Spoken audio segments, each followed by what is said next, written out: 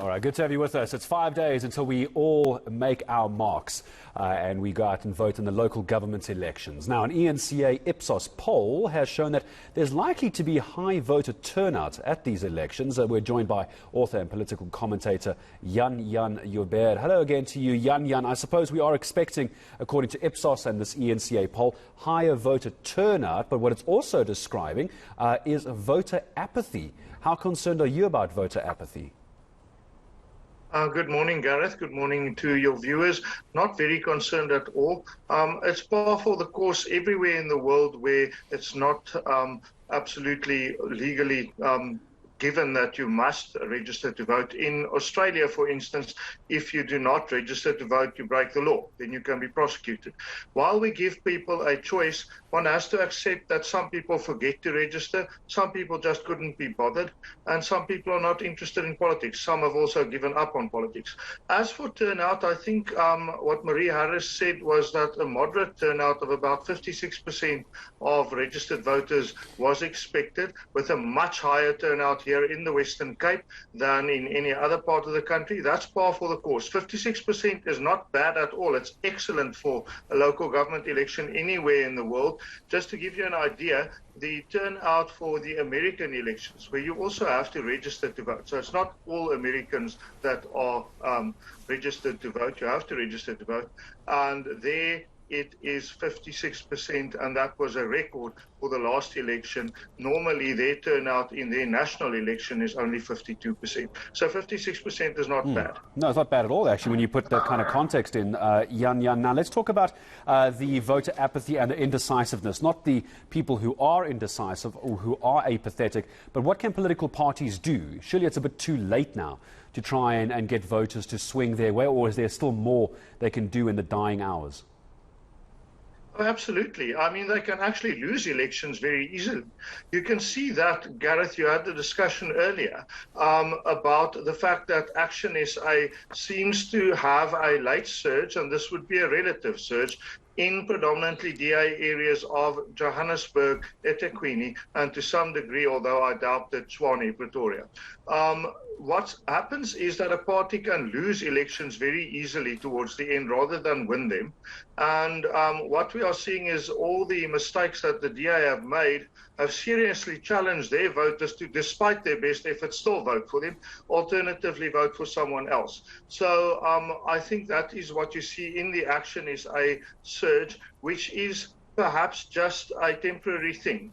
You know, there's a moment, Gareth, which we all have in that voting box, in that polling booth, where you say, am I doing the right thing?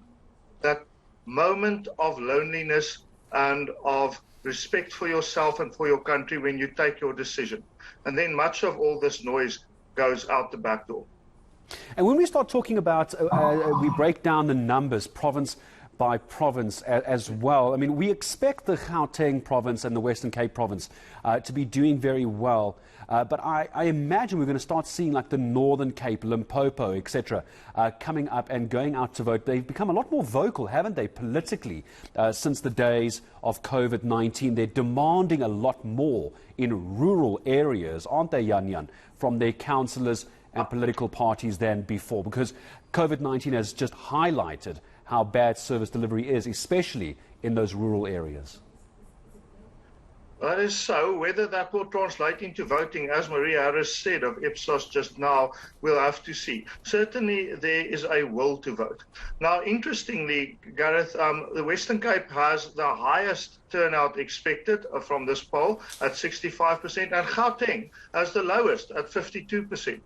I think that the point here is that in Gauteng, the fact that the coalition governments failed and that ANC governance is also poor, have made for a poor turnout because people simply think that perhaps it doesn't matter who rules. In the Western Cape, it's very clear that people do care about who is in control of their municipality because they are generally more closely contested, and it does make a difference. Now, what we are looking at here, and this is an important point to remember, when we head into Monday night, when we deal with the results, and when we are going to keep you awake, dear viewers, with our analysis, because it's going to be so interesting, is the matter of differential turnout. Now, differential turnout is the extent to which a political party can get its vote out, can get its voters to the polling booth. And that is where it's very interesting that differential turnout might decide places like Nelson Mandela Bay, whether DA supporters or ANC supporters are going to turn out in their numbers or rather stay home and braai or whatever. And that is why it's important to vote on the 1st of November and to watch this channel on the night of the 1st, when we are going to give you the results like you've never seen them before. Let me leave you with this last question as well, just on coalitions. I'm sure you would have seen earlier we heard from Kenny Konene. Every day we've been running a feature, Jan Jan, that we speak about Make Me Your Mayor. I always ask about coalitions. Are coalitions in this case good or bad for voters? Because especially the ANC, they're going to say they're going to deal with coalitions and candidate lists after we vote for them. But that's not fair, but I don't know what I'm voting for. You're voting for the ANC if you vote for the ANC. And they'll see who wants to work with them afterwards. I think it's very smart of them to keep their options open. I think some of the other parties are painting themselves into a corner. So it depends what the deal is, whether the coalition works or not. It depends on the personalities and it depends on the agreement. After the results have been verified, which normally is about 5 days or 6 days after the election, depending on the speed of the count, the councils have 10 days in which to elect a mayor, and that mayor will then appoint a mayoral committee or an executive committee in the case of KwaZulu-Natal. And that is where the negotiations become very, very important.